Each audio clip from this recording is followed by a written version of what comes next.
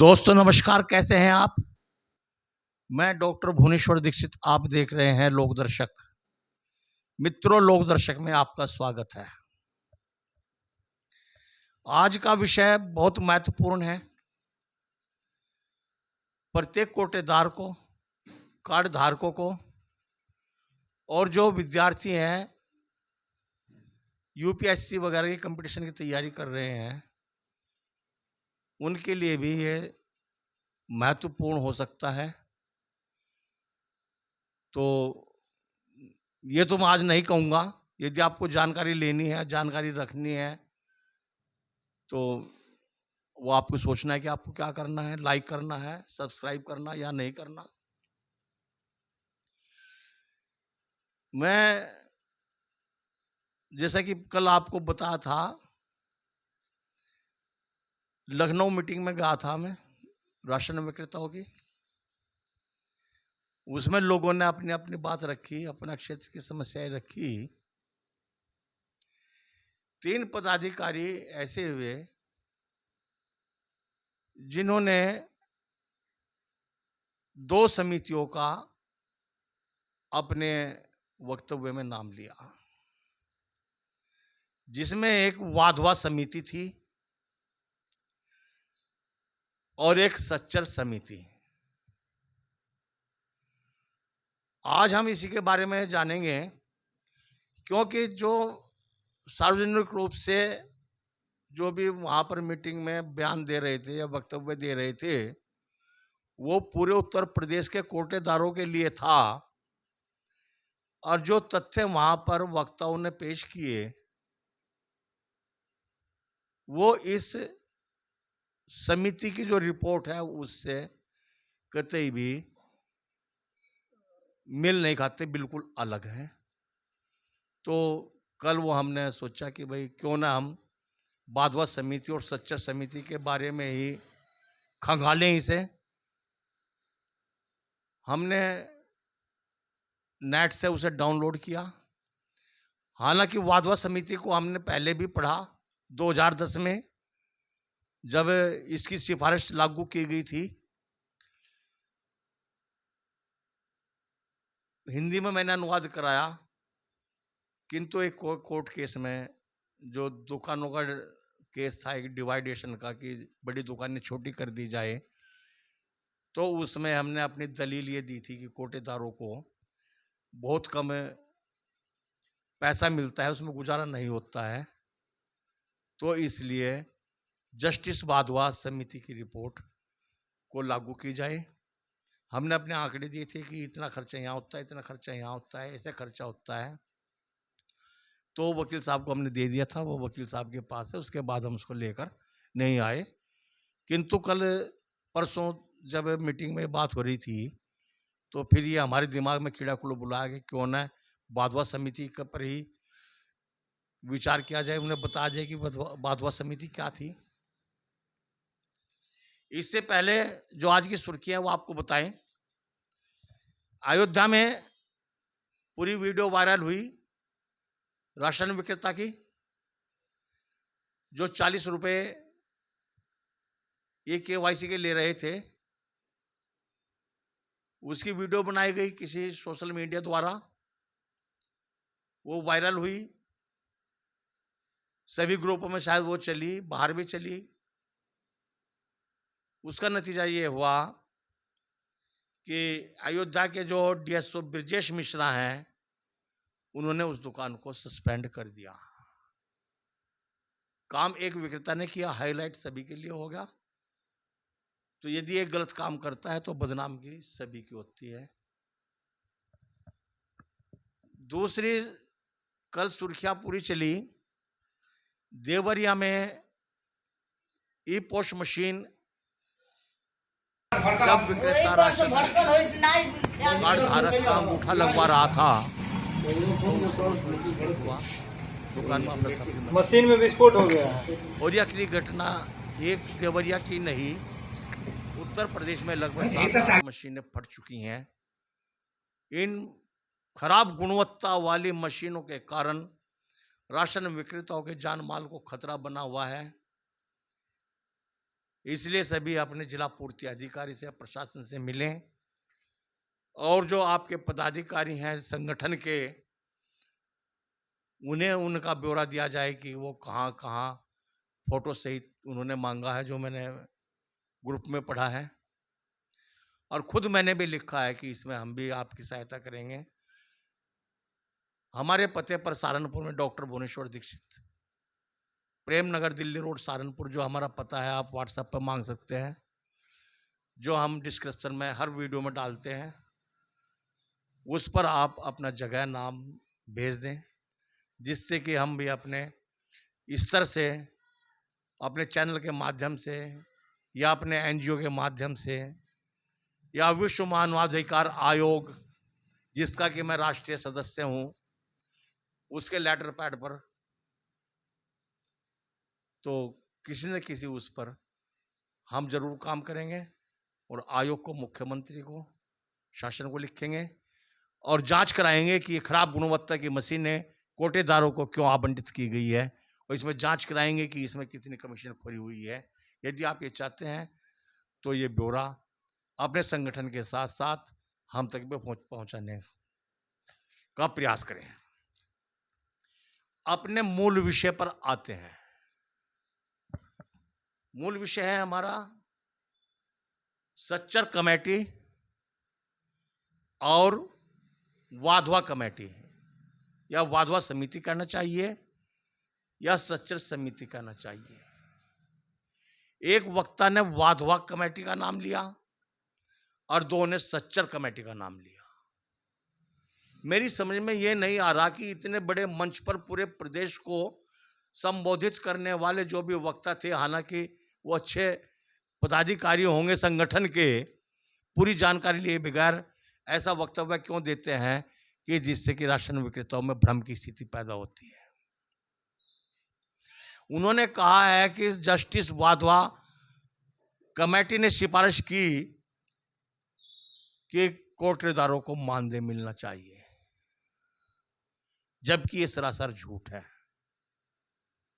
Wadhwa committee में ऐसा कुछ भी नहीं है। वो अभी हम यदि विस्तार से बताएं तो वीडियो बहुत लंबी हो जाएगी और ये वीडियो भी लंबी होने वाली है।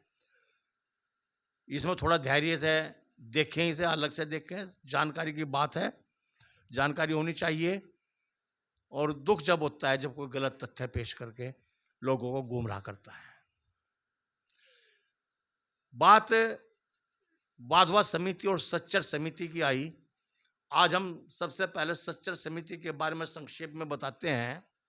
2006 में सुप्रीम कोर्ट ने मुसलमानों के आर्थिक, सामाजिक और शैक्षिक विकास को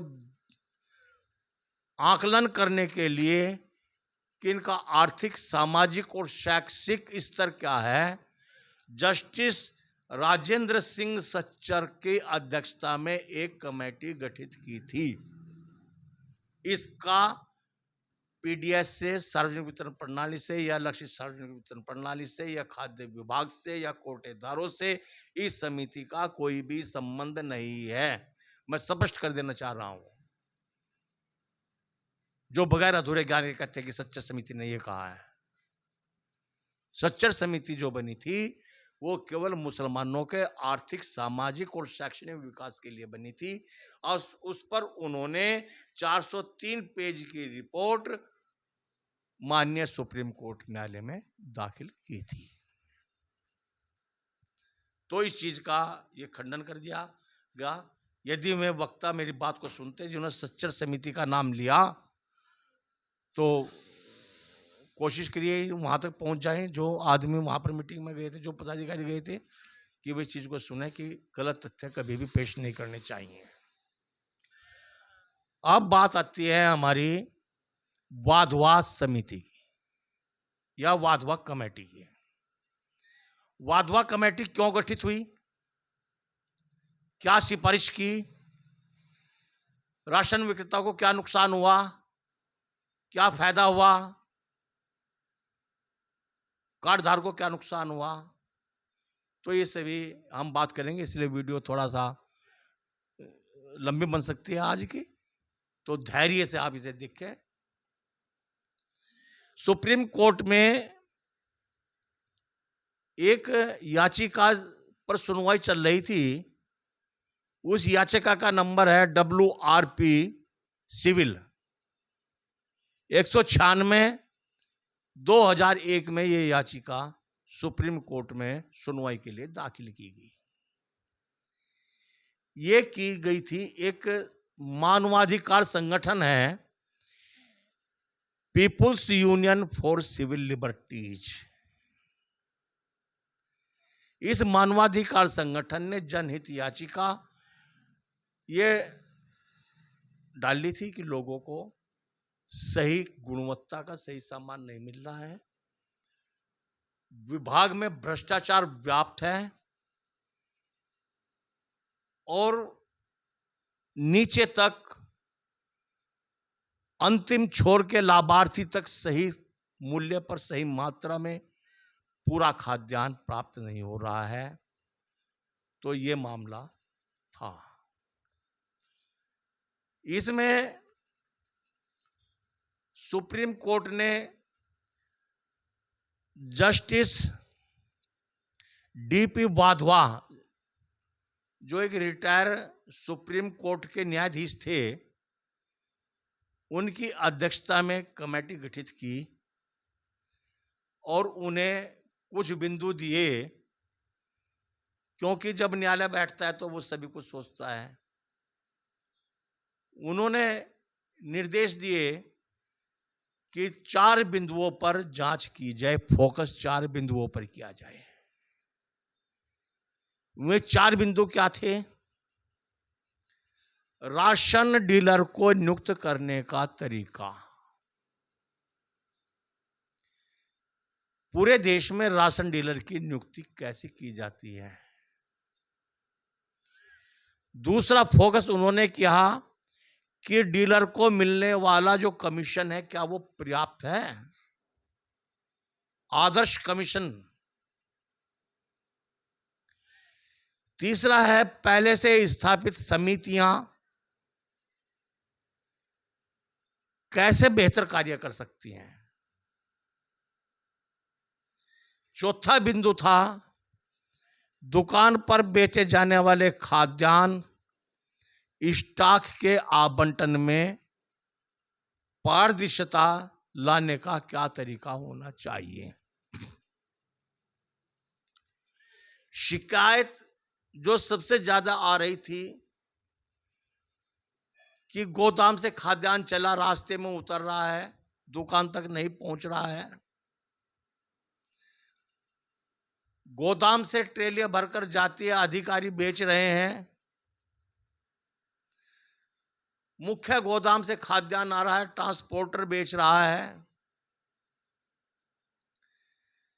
तो इन सभी बिंदुओं पर यह कमेटी गठित की गई थी और उन्हें ये जिम्मेदारी सौंपी गई कि इसका सही आकलन किया जाए, सही रिपोर्ट दें। 1 दिसंबर 2006 को ये कमेटी गठित की गई और इन्होंने जो अपनी पूरी रिपोर्ट सौंपी वो 31 अगस्त 2007 को, साल भर के बाद, ये रिपोर्ट माननीय सर्वोच्च न्यायालय में प्रस्तुत की और माननीय सर्वोच्च न्यायालय के निर्देश पर भारत सरकार ने 2013 में यह सिफारिश को लागू किया। अब इसमें सिफारिश क्या थी ये भी पता होना चाहिए। इसमें सिफारिश ये थी कि पीडीएस में व्याप्त भ्रष्टाचार पर अंकुश लगाने के लिए उचित दर दुकानों का सरकार अपने हाथ में व्यवस्थापन ले, यानी कि जितनी भी उचित दर की दुकानें हैं वो सरकार चलाने के अपने बिल्कुल अंडर में ले लें।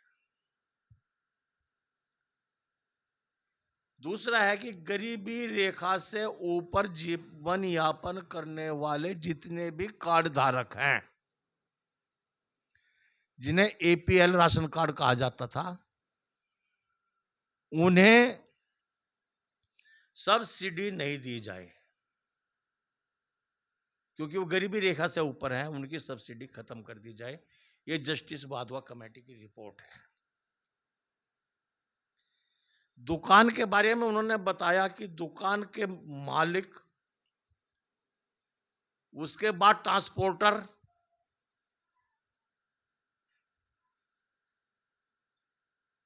हाँ ये कहा उन्होंने, दुकान के मालिक, ट्रांसपोर्टर, नौकरशाह, नेताओं की साठगांठ का जिक्र करते हुए सिफारिश को अतिशीघ्र लागू की जाए, ये उन्होंने अपनी रिपोर्ट में कहा है कि इनका गठजोड़ है।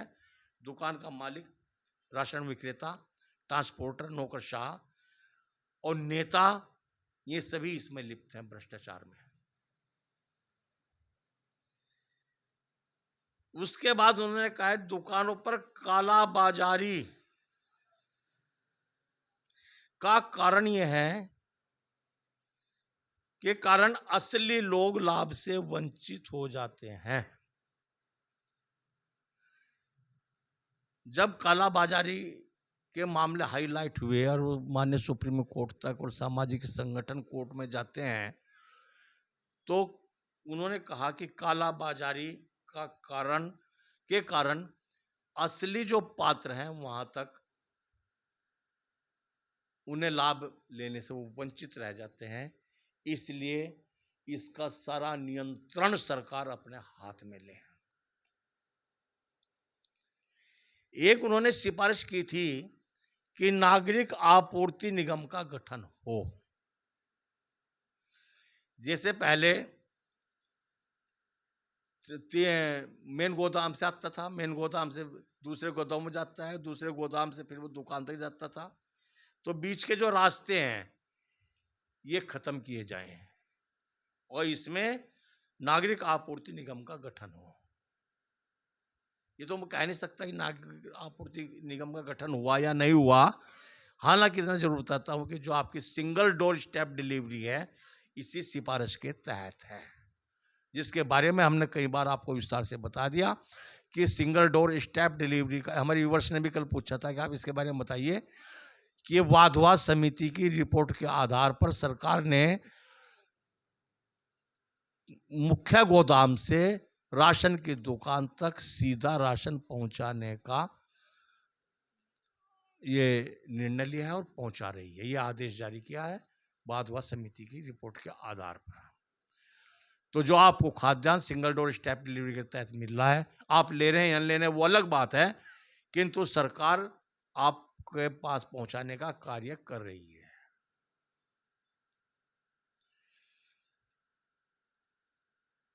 अगली जो खतरनाक उन्होंने सिफारिश की, ये की कि जो पुरानी दुकानें चल रही हैं वो तो चलती रहे, किंतु जो नई दुकानें होती हैं उन्हें निजी हाथों में न दिया जाए। जैसे ग्राम पंचायत में किसी को भी इलेक्शन होता था, लॉटरी सिस्टम होता था, पहले दुकानें होती थी, किंतु जस्टिस वाधवा ने जो सिफारिश की, ये सिफारिश की है कि जो निजी हाथ हैं, जो जैसे हम और आप हैं, उन्हें ये दुकान आवंटित न की जाए, बल्कि इसके अलावा जो पंचायती राज है यानी ग्राम पंचायत हैं या सोसाइटीज हैं, इसके अलावा और भी नाम है, वो नाम इसलिए नहीं लूंगा कि हो सकता है कि कोई मेरी वीडियो देख करके इसमें कोटेदारों को नुकसान दे दे, तो इसमें और दो चार भी नाम हैं जिसमें कुछ दुकानें चल रही हैं। शासनादेश किया था जिसके तहत समूह को भी दुकानें आवंटित की गई, ये भी एक इसी का ही पार्ट्स है जस्टिस वाधवा कमेटी की सिफारिश का। एक उन्होंने सिफारिश की कि जहां पर दुकान न है, दुकान नहीं है, वहां पर मदर डेयरी की तरह एटीएम लगाए जाएं। दुकान का मामला खत्म। एटीएम लगाया जाए, अपना में कार्ड लगाएं, कार्ड लें, अपने आप एटीएम की तरह से खाद्यान्न लेकर चले जाएं। साथ ही उनकी सिफारिश ये थी कि एपीएल को बिल्कुल खत्म कर दिया जाए, एपीएल श्रेणी को बिल्कुल ही जड़ से हटा दिया जाए, एपीएल का नाम ही ना लिया जाए।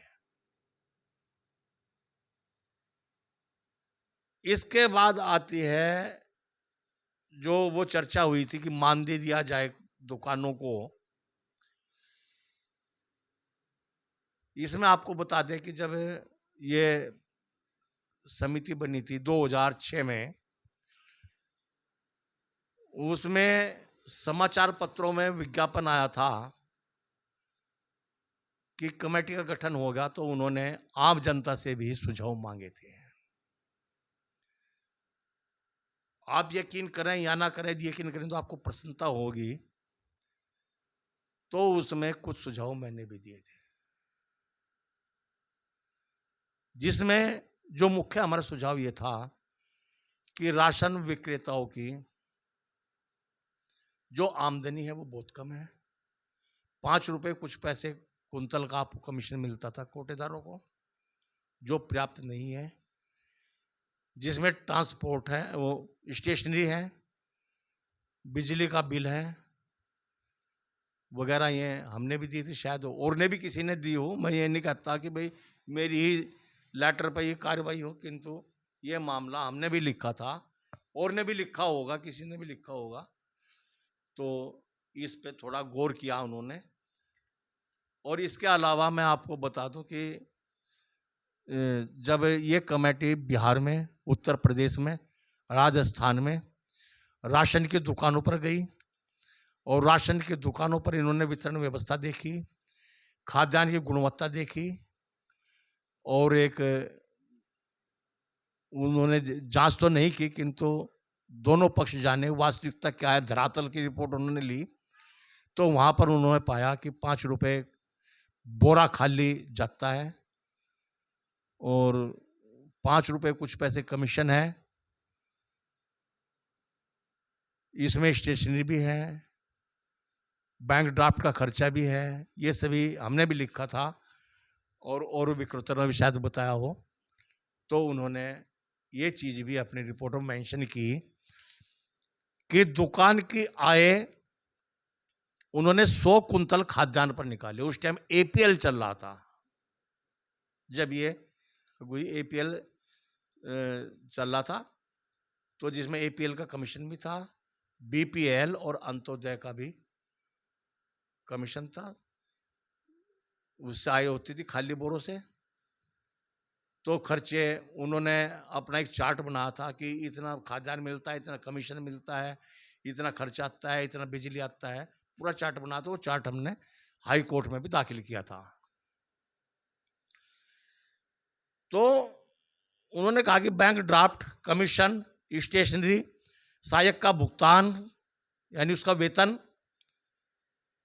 बिजली का बिल, और जो इन्हें कमीशन मिल रहा है वो रूढ़िवादी तरीके से मिल रहा है। उन्होंने शब्द लिखा कि जैसे रूढ़िवादी है ना, कि जैसे पीछे से चलता आ रहा,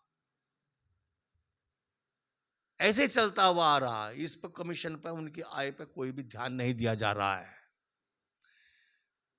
और जो 6 रुपए कमीशन मिल रहा है 100 कुंतल पर, इन्होंने ये है कि 100 कुंतल पर 6,000 के करीब इन्होंने बोरे बारों से ये निकाला हिसाब किताब कि 6,000 रुपए जो भी मिलता है ये बहुत कम मिलता है। इसमें कम से कम 10,000 रुपए एक राशन विक्रेता की इनकम होनी चाहिए।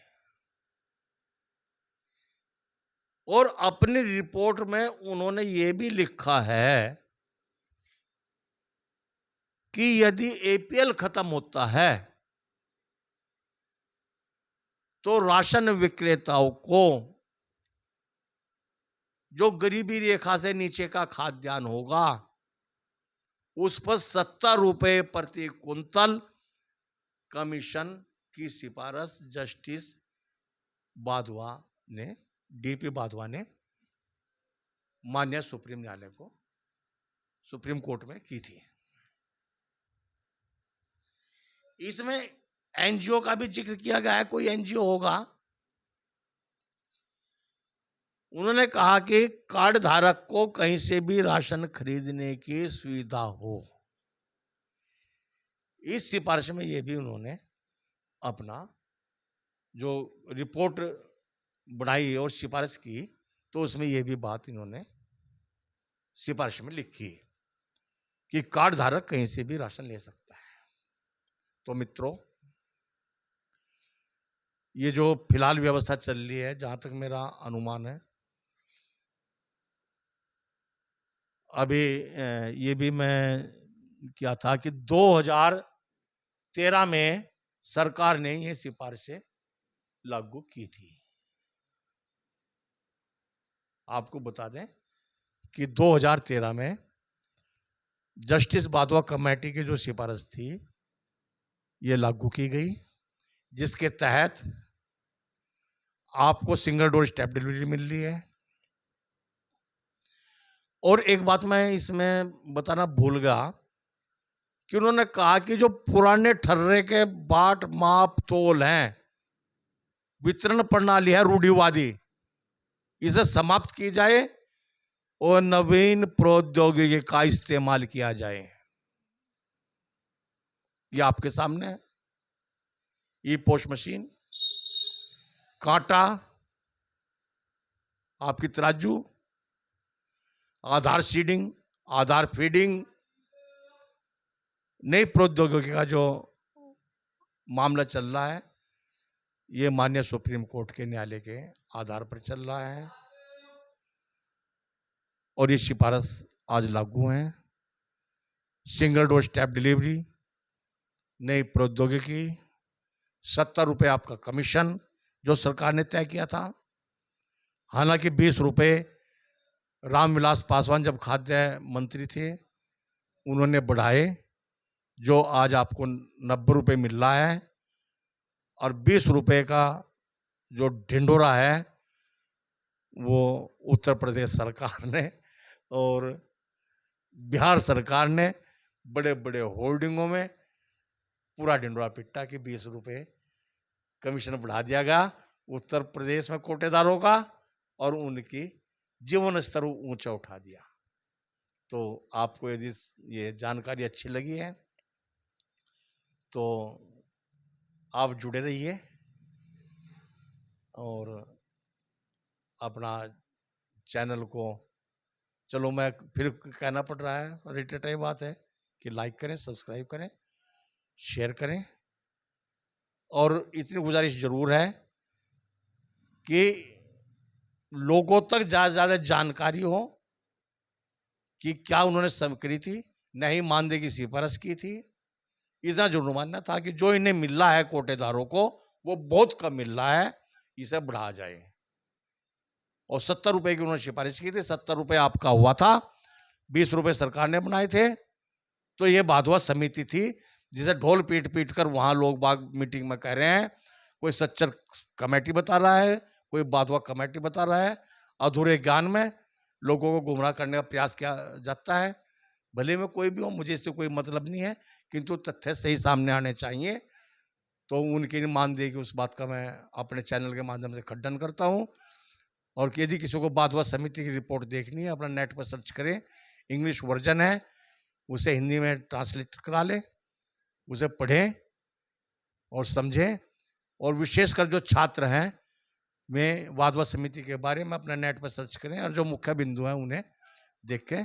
सच्चर कमेटी भी, ये दोनों कमेटियों की जो सिफारिश है ये एग्जाम में आती हैं, कब लागू हुई, कौन इसके अध्यक्ष थे, ये सवाल आते हैं, ध्यान रखना इन्हें। देखने के लिए बहुत बहुत धन्यवाद। नमस्कार, जय हिंद।